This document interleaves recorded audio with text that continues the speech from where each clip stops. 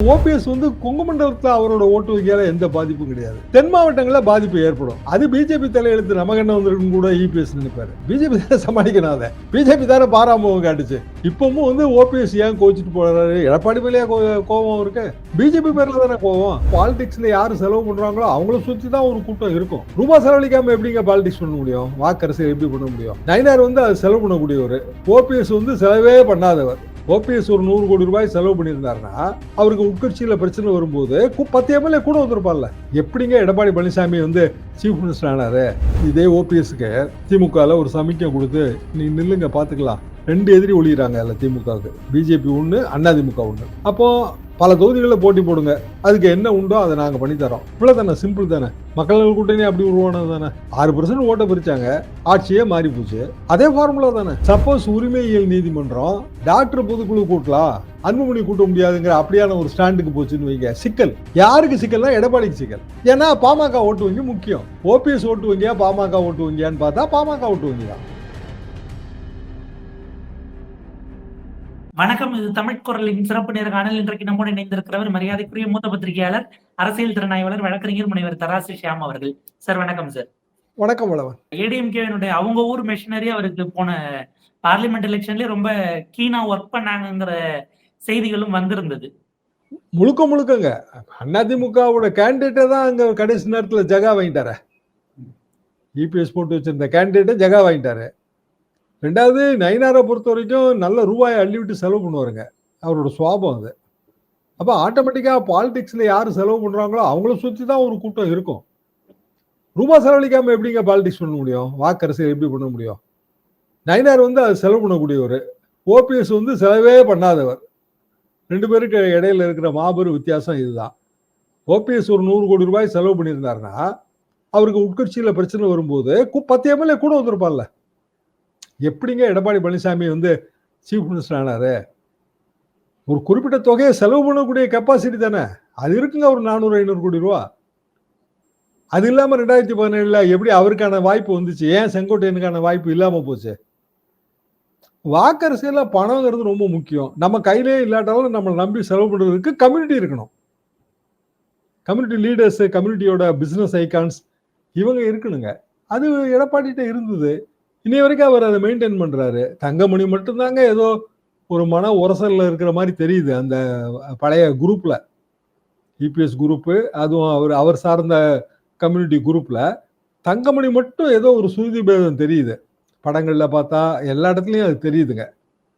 ஆனா கடைசியில் அவரு எடப்பாடி சொல்றதுக்கு வேற வழி இல்லை. அவர் பிஜேபி எடப்பாடி அவரோட பழைய அவரு டெல்லி கான்டாக்ட் ரொம்ப ஜாஸ்திங்க. ஆரம்பத்துல தங்கமணி தாங்க எல்லாம் பண்ணிட்டு இருந்தாரு. எடப்பாடி பழனிசாமி அவர்கள் டெல்லிக்கு போகும்போது, முதல்ல பிகினிங்ல போகும்போது அவர் பெரிய கான்டாக்ட் கிடையாது. அப்புறம் அவர் அந்த கான்டாக்டை ஒரிசா லாபியில கிரியேட் பண்ணிட்டாரு. அப்புறம் தங்கமணி கொஞ்சம் பேக் ஆனாரு. இப்போ தங்கமணிக்கு டெல்லி லாபி இல்லாத மாதிரி தெரியுது. அப்ப நேரடியா இனி டெல்லி அவர் பகிச்சிக்க மாட்டாரு. ஆனா சைலண்டா இருக்காரு. அது நல்லா தெரியுதுங்க. அவரு இந்த உற்சாகமாலாம் எதுவுமே பங்கெடுத்த மாதிரியே தெரியல.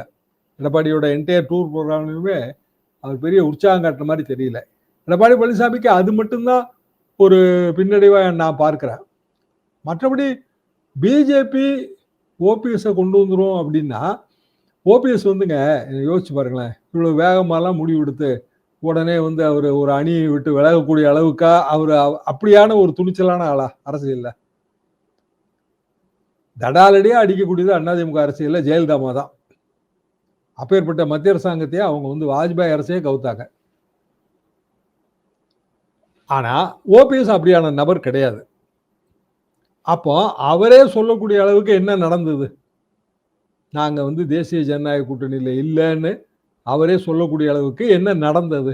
அவரை புறக்கணித்தார்கள். அது அவருக்கு புறக்கணிப்புல அவர் ரொம்ப சகஜமா எடுத்து பழகினவர் தானே. இல்ல சுயமரியாதை அப்படின்னுட்டு அதற்கான அரசியல்ல ஏது சுயமரியாதை? அவர் ஜெயலலிதாட்ட அவர் சுயமரியாதையோட இருந்தாரா? சசிகலா அம்மா அவரை ரிசைன் பண்ண சொன்னப்ப அவரு இதே மாதிரி வீரம் காட்டினாரா? ஏன் ரிசைன் பண்ணாரு? உட்கார்ந்ததுக்கு நான் காரணம் இல்லைன்னு அவரே சொல்லிட்டாரு. தர்ம யுத்தம், எது தர்ம யுத்தம் அதை கூட நம்ம விட்டுருவோங்க. அவரோட என்டையர் பொலிட்டிக்கல் கரியர்ல சுயமரியாதையோட எத்தனை இடங்கள்ல அதிமுகலே அப்படி நடக்க முடியாதுங்க. எம்ஜிஆர் காலத்துல என்ன சுயமரியாதையோட எல்லாரும் முடிவு எடுத்தாங்களா? திமுகலே அப்படிதாங்க. ஏங்க கட்சியோட பிஜேபியில் என்ன மோடி எதிர்த்து சுயமரியாதையோட முடிவு எடுத்துருவாங்களா? மோடி அமித்ஷா காம்பினேஷனை எதிர்த்து சுயமரியாதையோட முடிவு எடுத்துருவாங்களா? அது எப்படி சாத்தியம்? சொல்றதுதான் அது. வெளியில வந்த உடனே சொல்றதுக்கு நான் சுயமரியாதையை அடகு வைக்கணும். சுயமரியாதையை அடகு வச்சுதான் நீங்க அரசியல்ல மேலேயே வர முடியும்.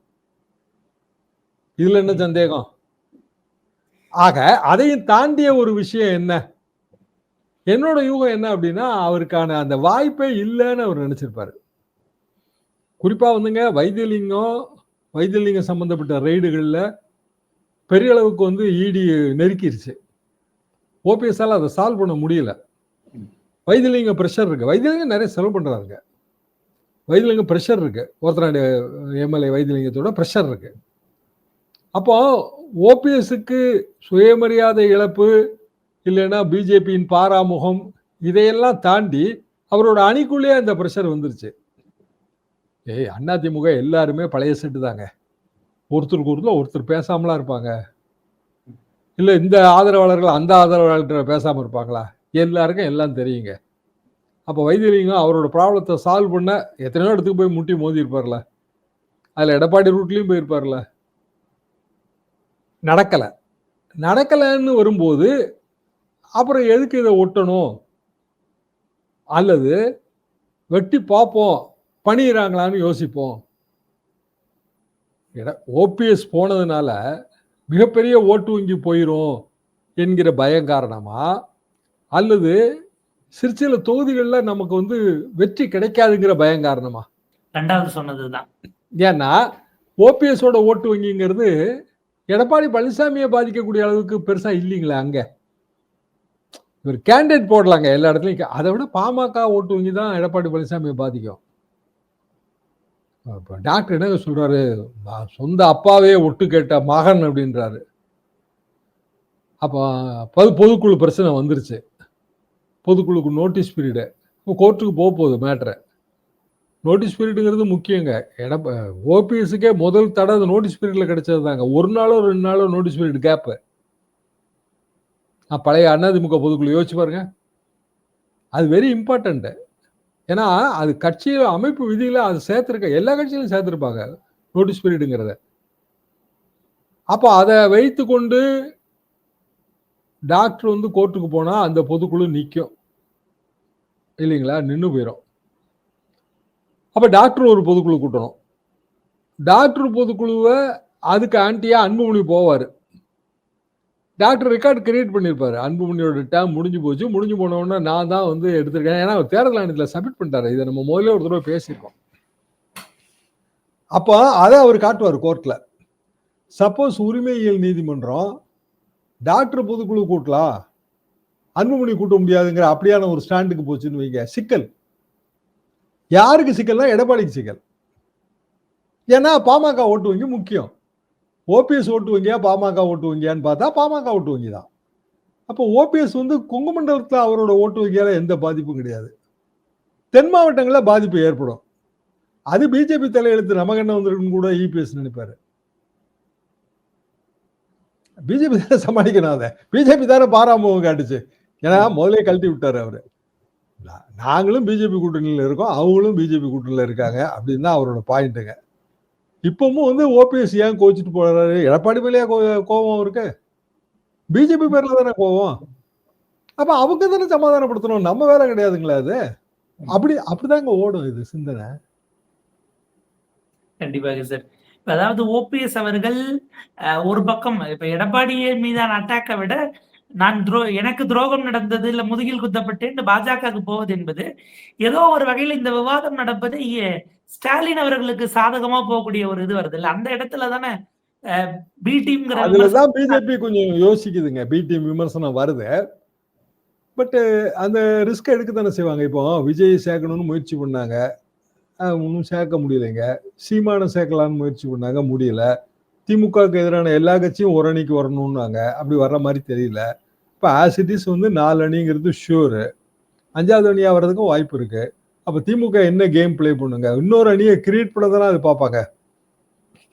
இதே ஓபிஎஸ்க்கு திமுகவில் ஒரு சமிக்கை கொடுத்து நீ நில்லுங்க பார்த்துக்கலாம், 2 எதிரி ஒழிகிறாங்க அதில் திமுகவுக்கு. பிஜேபி ஒன்று, அதிமுக ஒன்று. அப்போ பல தொகுதிகளில் போட்டி போடுங்க, அதுக்கு என்ன உண்டோ அதை நாங்கள் பண்ணித்தரோம். இவ்வளோ தானே, சிம்பிள் தானே. மக்கள் கூட்டணி அப்படி உருவானது தானே. 6% ஓட்டை பிரிச்சாங்க, ஆட்சியே மாறி போச்சு. அதே ஃபார்முலா தானே. முற்போல் செய்யும் தான் இது. அரசியலில் வந்து எதுவுமே புதிய நிகழ்ச்சியே கிடையாது. பழைய நிகழ்ச்சி தான் அப்படியே ரிப்பீட் ஆகுது. 2016 தான் எனக்கு என்னவோ 2026 ரிப்பீட் ஆகிற மாதிரி தோணுது. ஆனா அன்னைக்கு செஞ்சவங்க, அதுவும் அன்னைக்கு ஆட்சியில இருந்தவங்க செஞ்சாங்க, இது இன்னைக்கு ஆட்சியில இருக்கிறவங்க செய்யறாங்கிற இடம் தான். கட்சிகள் ஆட்சியில் இருக்கவங்க செய்யவும் முடியுங்க. செய்ய முடியும், அவங்களுக்கு தான் தேவை. அதாவது 4 முனைகள்ல எதிர் வாக்குகள் பிரியும் போது அது நமக்கான சாதகம் அப்படிங்கிற அந்த ஒரு கால்குலேஷன் அது ஒரு ஈஸி கால்குலேஷன். அது எல்லாரும் அப்படிதான் நினைப்பாங்க. மிக நிச்சயமாக சார். 2026 ரொம்ப ஏர்லியாவே ஸ்டார்ட் ஆன மாதிரி இருந்தது. இப்ப எல்லாரும் பயணத்திற்கு வரப்போகிறார்கள்ங்கிற செய்திகளும் வந்து கொண்டிருக்கிறது. பிரேமலதா ஒரு பக்கம் லான்ச் பண்ணியிருக்கிறாங்க. நேற்றைக்கு விஜய் வருவதற்கான சூழல் இருக்கிறது. சீமான் அவர் வேறு விதமா போயிட்டு இருக்காரு. சோ ஒரு விறுவிறுப்பான மழைக்காலத்துக்கு முன்பாகவே எல்லாமே களை கட்டுதுன்னு நம்ம பார்க்கலாம். அடுத்தடுத்த நிலைகளையும் பேசுவோம். உங்க நேரத்துக்கு மிக்க நன்றி சார்.